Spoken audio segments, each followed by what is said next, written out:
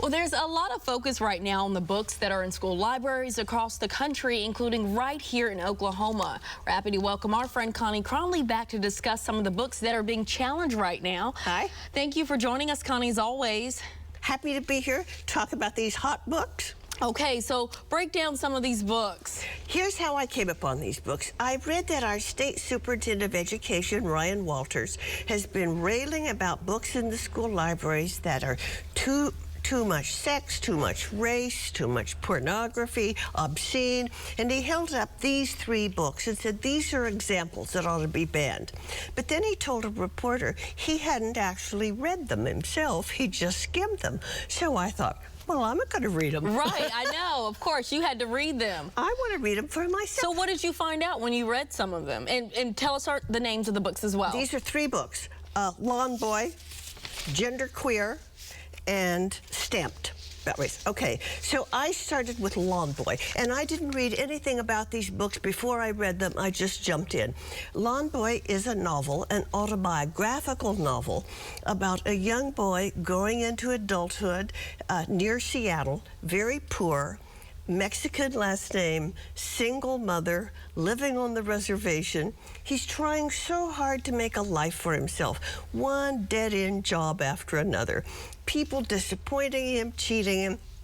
And as I read that, I thought, this is a young man's coming-of-age story like Catcher in the Rye was when I was. I like this young man. He's so hopeful and optimistic. What's the problem here?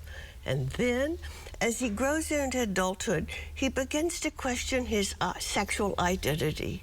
Is he gay? And I thought, aha, there we go. That's the issue. It has been declared pornographic some places. It is the most gentle, easy look at sexuality, a kiss. I mean, you'd have to live under a rock not to know that this exists.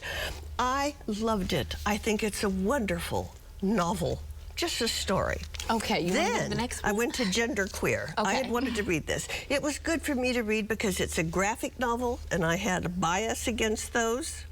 And I discovered how complex it can be. What makes it so complex, would you say? So it is by a young author named Maya Kobabe, who writes her autobiography in a graphic novel about her trying to discover her own sexual identity as non-binary or asexual.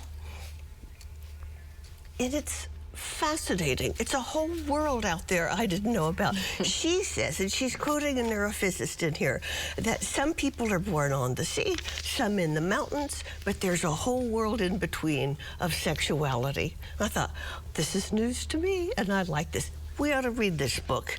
It's harder to read, but it's important. And the final book, you want to tell us real quick?